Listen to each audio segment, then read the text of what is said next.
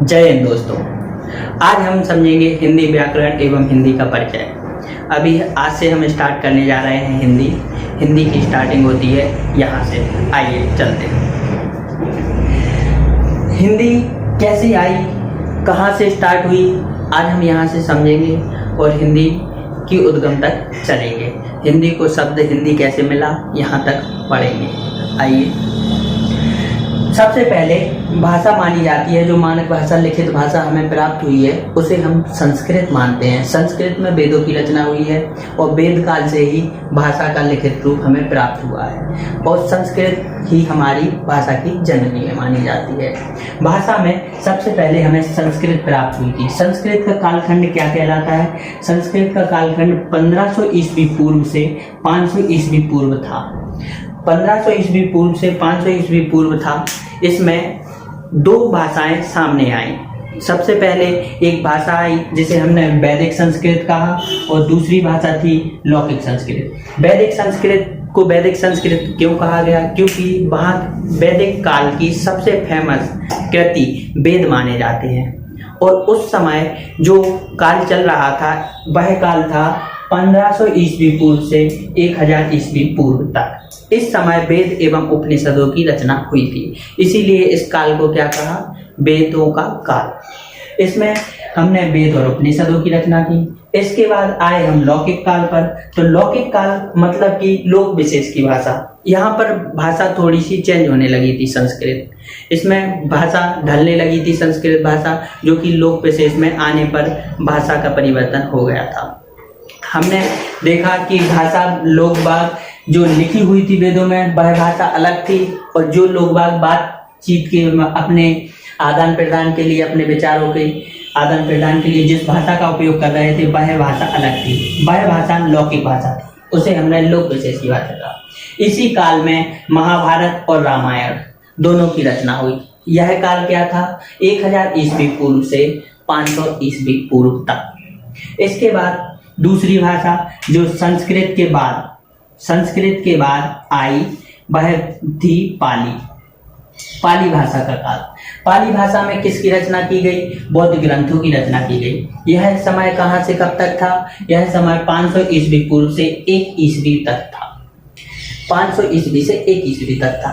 ईस्वी पूर्व और ईस्वी में क्या अंतर है ये और बता देता हूं मैं आपको।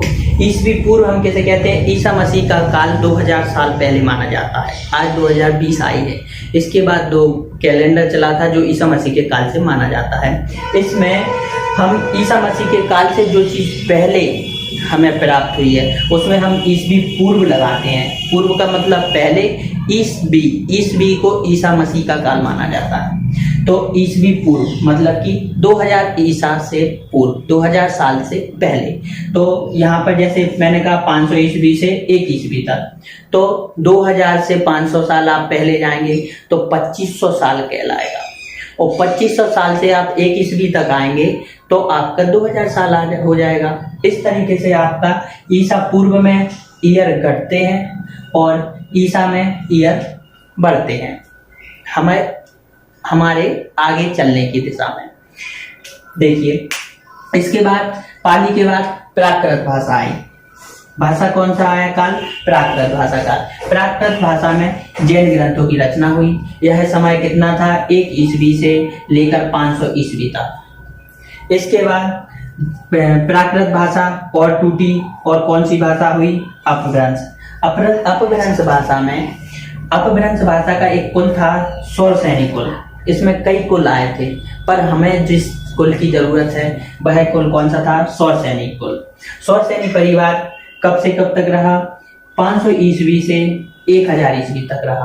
इसमें भाषा भी सौरसेनी चल रही थी। यह 500 ईस्वी से 1000 ईस्वी तक रहा। इसके बाद अपभ्रंश से जो टूटी उसे कहा हमने हिंदी भाषा का काल कितना था? 1000 ईस्वी से अब तक। अभी भी जो चल रही है उसे हम हिंदी भाषा काल मानते हैं। इसमें जो अपभ्रंश है, इस अपभ्रंश को हम अवहट्ट भी कहते हैं। अगर आपसे क्वेश्चन में अवहट्ट लिखा हुआ आ जाता है तो कंफ्यूज नहीं होंगे। अपभ्रंश को हम अवहट्ट भी कहते हैं। अब क्वेश्चन अवहट्ट के नाम से भी आ जाता है कि हिंदी भाषा किस भाषा के बाद आई, तो अपभ्रंश काल के बाद आई हिंदी भाषा, या अपभ्रंश काल के बाद आई हिंदी भाषा। ठीक है, अभी तक हम समझ चुके हैं कि हिंदी भाषा कैसे आई। अब हिंदी भाषा को हिंदी शब्द कैसे मिला, इसे हमने हिंदी क्यों कहा, हिंदी जहाँ बोलते थे लोग उसे हिंदुस्तान क्यों कहा, इन शब्दों को हम समझते हैं कि ये हमें कैसे प्राप्त हुए। हिंदी शब्द की ओर चलते हैं। आइए, अभी हम पढ़ रहे थे हिंदी भाषा एवं सामान्य परिचय, उसी में सेकंड स्टेप आता है आपका कि मैंने अभी बताया था आपको कि हिंदी भाषा का काल 1000 ईस्वी से अब तक माना जाता है। हिंदी भाषा का काल 1000 ईस्वी से अब तक माना जाता है। पर एक क्वेश्चन बनता है जो मैं आपके साथ शेयर करना चाहता हूँ, आप लोग समझें इस क्वेश्चन को, कि क्वेश्चन बनता है कि हिंदी भाषा का मानक काल क्या है। तो कोई भी भाषा है, आप इसको समझते हैं कि कोई भी भाषा है, मान लीजिए हिंदी, तो हिंदी भाषा जब 1000 में अपभ्रंश भाषा से हिंदी भाषा में बदल रही होगी, तो क्या आप मानते हैं कि मैंने कहा आज से हिंदी भाषा होगी तो आज से हिंदी भाषा स्टार्ट हो जाएगी? नहीं ना। तो हिंदी भाषा कैसे आई? अपभ्रंश भाषा डाउन की ओर जा रही थी और हिंदी भाषा का उदय हो रहा था। जब कोई चीज़ डूब रही थी और कोई चीज़ उठ रही थी, तो उस बीच के काल को इसका डूबता हुआ काल और इसका उठता हुआ काल कहेंगे। लेकिन जब वह बिल्कुल अस्तित्व में आई, सामने आई हमारे, तब वह काल समय हो चुका था 1100 ईस्वी। विशेषज्ञ बताते हैं कि 1100 ईस्वी से हिंदी का ही बोलबाला हो चुका था। सौरसैनी परिवार की अपभ्रंश की सौरसैनी परिवार की भाषा सौरसैनी समाप्त हो चुकी थी, यहाँ से हिंदी का बोलबाला हो चुका था। इसीलिए हिंदी भाषा का मानक काल किसे कहेंगे? 1100 ईस्वी को। अगर हिंदी भाषा का काल पूछा जाता है तो 1000 ईस्वी से अब तक होगा, और हिंदी भाषा का मानक काल पूछा जाता है तो हमारा 1100 ईस्वी से माना जाता है मानक काल। इसके बाद चलते हैं हम हिंदी की ओर। तो हिंदी शब्द कैसे मिला? पहले हमारे देश में जो व्यापार होता था वे फारसी लोग करते थे, जिन्हें हम आज ईरानी कहते हैं। ईरान के देश के लोग भारत में आते थे और यहाँ से व्यापार करते थे। तो वे जहाँ से आते थे उनके लिए भारत पश्चिमी देश कहलाता था। वे यहाँ से आते थे और सिंधु नदी को पार करके भारत में आते थे। तो जो सिंधु नदी को पार करते थे और वे सिंधु को हिंदू बोलते थे। कैसे बोलते थे? ईरानी लोग सा को हा बोलते हैं, और ता और था को ता बोलते थे, दा और धा को दा बोलते थे, पा और फा को पा बोलते थे। अब आप उनसे फा कहें फारसी तो वे बोलेंगे पारसी। उन्होंने अपना नाम भी फारसी से पारसी कर लिया। हम उनसे कहेंगे धन, वो कहेंगे दन। इस तरीके से उनके वर्ड क्या थे? वे सा को हा बोलते थे, ता और था को ता बोलते थे, दा और धा को दा बोलते थे, पा और फा को पा बोलते थे।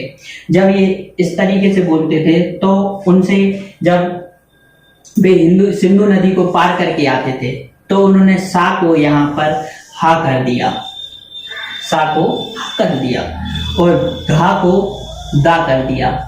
तो सिंधु से सा को हा करने से ही बना, और धा को दा करने से डू बना।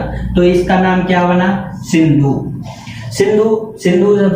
सिंधु का बना हिंदू। और हिंदू देश के लोग जो कि आर्य थे, वहां का क्या थे? आर्य थे। तो यहाँ से जब ये लोग यहाँ आते थे तो वे बताते थे कि हम सिंधु आर्य जा रहे हैं। तो यहाँ जो आ मिलता था उससे ऊ और आ से मिलकर बना था वा।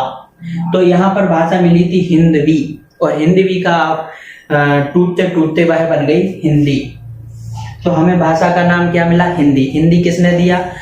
पारसी लोगों ने, जिन्हें हम फारसी भी कहते हैं और ईरानी भी कहते हैं। इसके बाद हिंदुस्तान को वो क्या कहते थे? जो स्थान था जगह। ता और था को तो वे ता कहते थे, तो स्थान को उन्होंने क्या कहा? स्थान। और सिंधु को क्या कहा था? हिंदू। तो हमें इससे क्या मिला था? हिंदुस्तान। इस तरीके से हमें हिंदू, हिंदी और हिंदुस्तान शब्द मिले।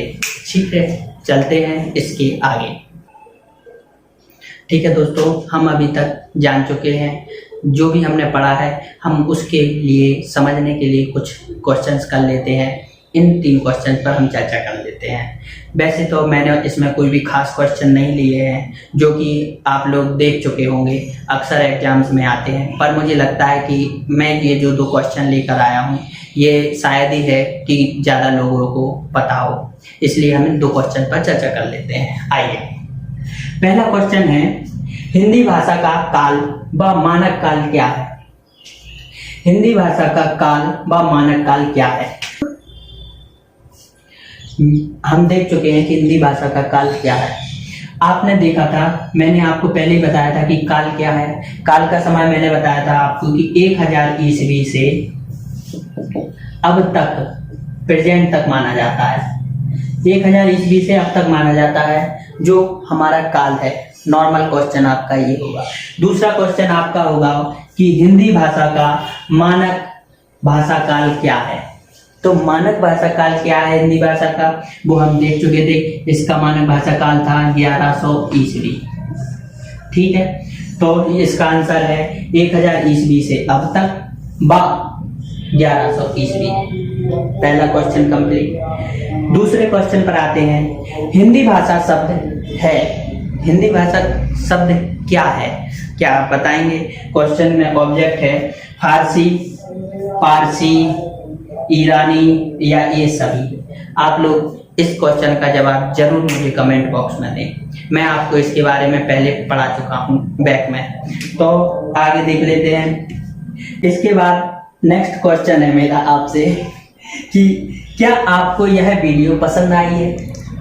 क्या यह वीडियो आपको पसंद आई है? और पसंद आई है, क्या यह वीडियो आपके काम के लिए है, आपके यूजफुल है? अगर यह वीडियो, तो आप मुझे कमेंट बॉक्स में कमेंट जरूर करें। मैं नेक्स्ट वीडियो कल ही लेकर आऊँगा। और लाइक, शेयर एंड सब्सक्राइब करना ना भूलें। जय हिंद।